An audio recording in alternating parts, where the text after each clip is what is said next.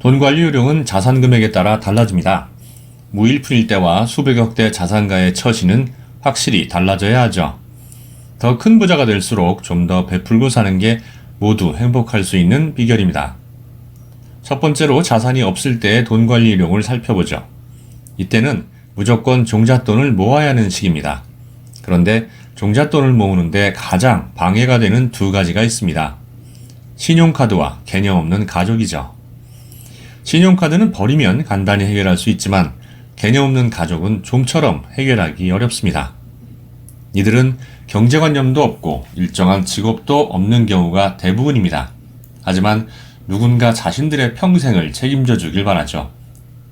이런 가족이 주변에 한 명이라도 있으면 영원히 빛의 덫에서 빠져나올 수 없습니다. 이런 무개념 가족들은 특히 돈을 잘 버는 연예인들 사이에서 많이 볼 수 있습니다. 이 문제를 해결하는 유일한 방법은 가족과 결별하는 것뿐입니다. 직업을 구한 후에는 독립하고 저축에 전념해야 합니다. 집에서 돈을 보내달라고 해도 돈이 없다고 부족하다고 해야 합니다.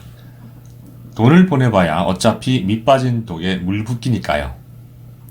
돈을 보낼수록 그들은 점점 더 큰 돈을 요구할 겁니다. 그들에게 여러분은 돈이 샘솟는 봉이고 호구니까요. 실제로 제 지인이 이것과 똑같은 상황에 처해 있습니다. 그런데 아무리 조언해도 가족과 정리를 하지 못하더군요. 번 돈을 계속 가족들에게 주고 자신은 빚이 쌓여가는 악순환을 이어가고 있습니다. 지금도 많이 지쳐 있는데 언제까지 갈지 의문입니다. 해답이 뻔히 보이는 결말을 왜 외면하고 있는지 그저 안타까울 따름입니다. 두 번째 경우는 자산이 10억 이내일 때입니다. 가족들이나 친척들과 돈 문제가 가장 많이 발생하는 시기이기도 하죠. 문제는 대개 여러분이 돈이 있는 척 허세를 부리기 때문에 발생합니다. 처음부터 부를 과시하지 않으면 문제는 발생하지 않는데 말입니다. 그런데 사람 마음이라는 게 힘들게 고생해서 돈을 벌면 가족이나 지인들에게 자랑하고 싶은가 봅니다. 오랜만에 가족 친지 모임에 명품 가방을 들고 벤츠를 타고 가서 돈 자랑을 하는 경우가 많은데요. 친척들과 가족들이 보내는 선망의 눈길을 한 몸에 받다 보면 절로 어깨가 으쓱해집니다. 그런데 기분 좋은 건 잠시뿐입니다. 조만간 돈을 빌려달라는 친척들의 요청이 계속될 겁니다. 거절하면 나쁜 놈이 되고 승낙하면 자산이 날아가니 그제서야 괜히 돈 자랑을 했다는 후회가 밀려옵니다. 하지만 이미 엎지른 물은 주워 담을 수 없죠. 그러니 절대 가족들이나 친척들 앞에서 돈 자랑하지 마십시오.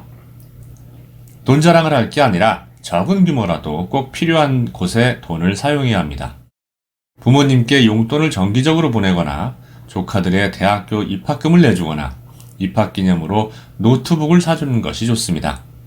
내 자산으로 형제나 부모의 경제적 문제를 해결하겠다고 마음먹는 순간 자산은 모래알처럼 사라집니다. 지금의 자산은 약한 파도에도 쉽게 무너지는 모래성에 불과하니까요. 자산이 수십억 원 규모로 늘어났을 때에는 부모님께 차를 사드리거나 정기적인 생활비를 드려도 좋습니다. 가족 중 형제자매의 살림이나 사업을 지원하는 것은 좋지 않습니다. 어느 정도의 지원이라도 1억, 2억 들어가는 것은 순식간이니까요. 게다가 조건 없이 쉽게 돈을 주면 사람은 고마움을 쉽게 잊어버리는 법입니다. 이럴 땐 조카들에게 필요한 것을 지원하는 게 좋습니다. 가장 좋은 방법은 조카들의 등록금을 지원하는 거죠. 1년에 1,000만 원이 넘는 등록금은 가계에 큰 부담이 되니까요. 사업자금이랍시고 지원했다가 수억 원을 날리는 것보다는 훨씬 적은 금액으로 고마움을 느끼게 할 수 있는 방법입니다. 자산이 100억 원 이상이라면 부모님께 들어가는 정기적인 비용은 모두 부담해도 좋습니다.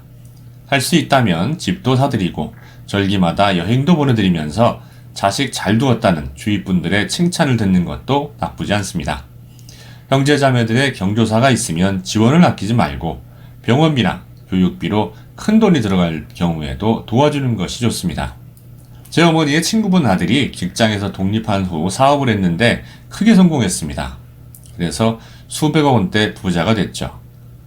어머니께 마포 소재의 50평 아파트를 사드리고 매달 생활비를 보냈습니다. 직장에 다니다가 다쳐서 집에서 쉬는 여동생에게는 해외 유학비와 병원비를 모두 대줬죠. 형제 중 한 명이 부자가 되어서 가장 바람직한 모습이 바로 이런 경우라고 생각합니다. 지금까지 이야기에서 결정적인 한 명을 빼놓았는데요. 바로 배우자입니다. 부자가 되려면 아내의 내조 혹은 남편의 외조가 반드시 필요합니다. 스노우폭스의 김승호 회장 역시 사업에 계속 실패하고 실의에 빠져 있을 때 아내의 든든한 지원과 신뢰 덕분에 재기할 수 있었다고 말했습니다. 그런데 일에 몰두하다가 배우자에게 소홀한 경우가 많죠. 신경을 쓰라는 것이 항상 시간을 같이 보내라는 의미가 아닙니다. 항상 배우자를 잊지 않고 있다는 표시를 하라는 뜻이죠. 가급적이면 결혼기념일이나 생일과 같은 날들은 꼭 챙기십시오. 중요한 건 시간의 많고 적음이나 선물 가격이 아니라 마음입니다. 배우자도 즐겁게 하지 못하면서 어떻게 고객과 사업 파트너를 만족시킬 수 있겠습니까? 부자가 되었다고 조강지처를 벌이는 사람들은 제가 가장 한심하다고 생각하는 부류인데요. 돈만 줬다가 결국 사람까지 잃어버린 경우입니다. 살아가는데 돈은 중요합니다. 하지만 돈을 벌고 쓰는 과정에서 지혜로워야 합니다. 돈 자체는 판단할 여지가 없지만 돈을 쓰는 여러분들의 자세와 생각, 행동을 본 가족과 친지들은 많은 것을 생각합니다. 이왕이면 돈을 지혜롭게 써서 여러분이 부자가 된 것을 다른 사람들이 함께 기뻐해 주는 것이 좋지 않을까요? 돈은 버는 것만큼이나 쓰는 것도 신중하게 생각해야 합니다. 이상 정글북의 마인드 오프너였습니다. 다음 시간에 또 뵙죠.